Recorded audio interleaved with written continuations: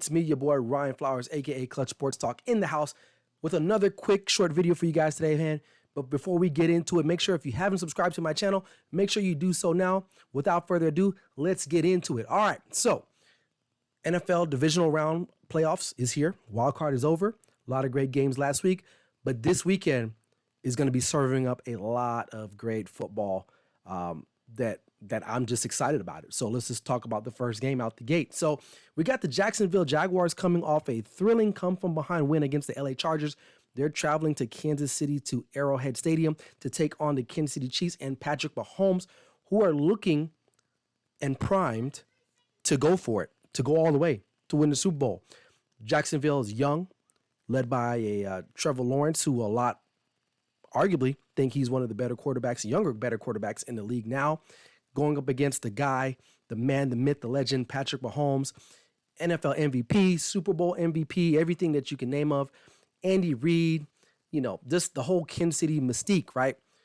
I think it's going to serve too much for them, even though I like the Jacksonville Jaguars moving forward with their coaching staff, their talent that they have on the field.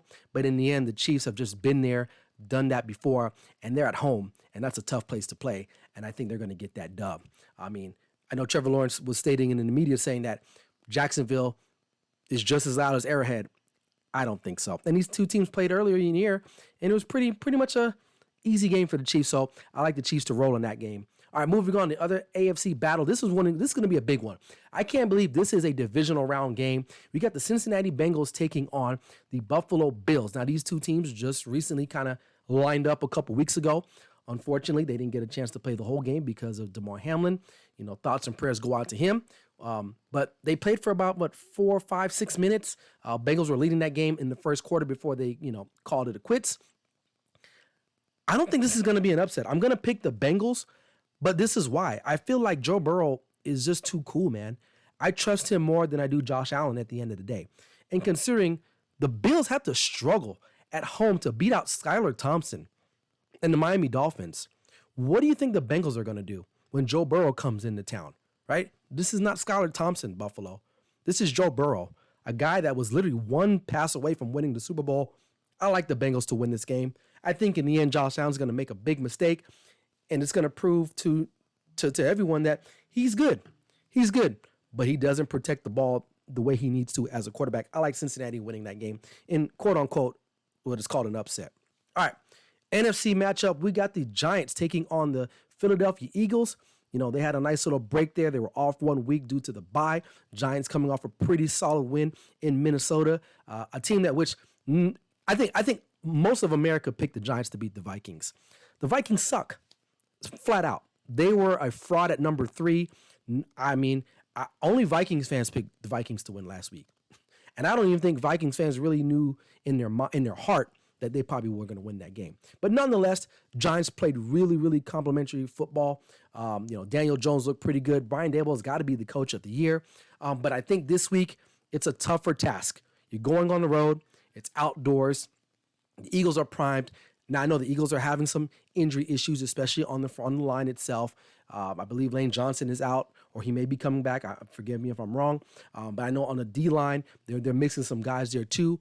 But I think they still just have enough in the end to eke out a victory over the Giants and claim their spot in the NFC Conference Championship game. So I like the Eagles to win that game. All right. And finally, the last game of the weekend, probably the biggest game of the weekend, the Dallas Cowboys heading to California to take on the San Francisco 49ers. This is going to be a matchup. Now, these two teams have a historical rivalry that dates back to the 80s.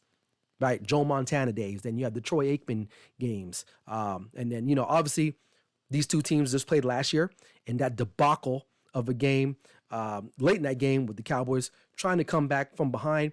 They ended up running a QB draw with like 9 seconds left. We all know the story, especially as Cowboys fans. That's the story we kind of want to forget. Cowboys now heading to California. The Niners are a team that a lot of people did not want to see. But you know what? After looking over everything, I'm not going to take anything away from the Niners. I think they are a solid team. But at the end of the day, they still have Brock Purdy as the quarterback. Now, I know he's undefeated. Kyle Shanahan has put him in tremendous situations to be successful.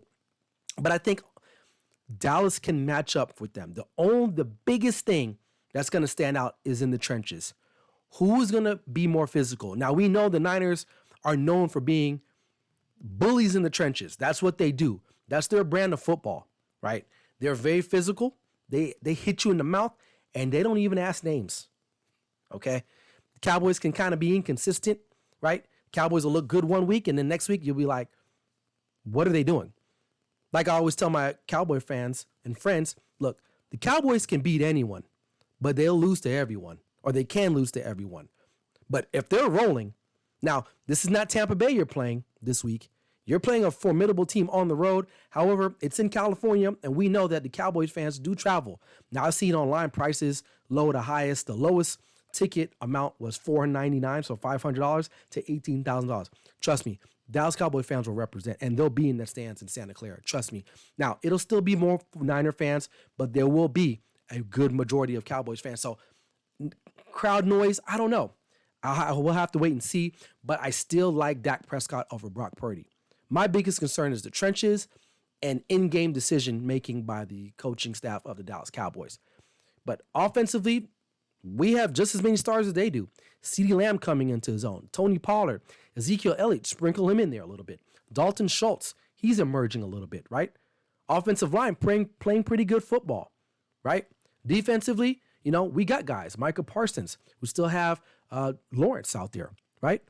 LVE's playing pretty good. Javon Curse, even though he has a knee injury, he can still, if he's out there, he'll be able to match up hopefully a little bit enough to keep up with George Kittle. So it's just going to boil down to the trench play and who can be more physical to who.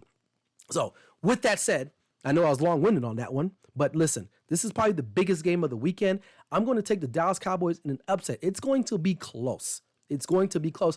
I think it's going to be a high-scoring event, and I think the Cowboys will just have enough to go on the road and earn their spot in the NFC Conference Championship game. So those are my picks. I got the Chiefs, Bengals, Eagles, and Cowboys, right? So we'll see what happens this weekend. It's going to be a great week of football, or weekend of football.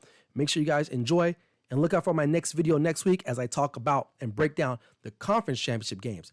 That's all I got. This is Clutch Sports Talk with me, Ryan Flowers. Never settle till the work is done. Let's go.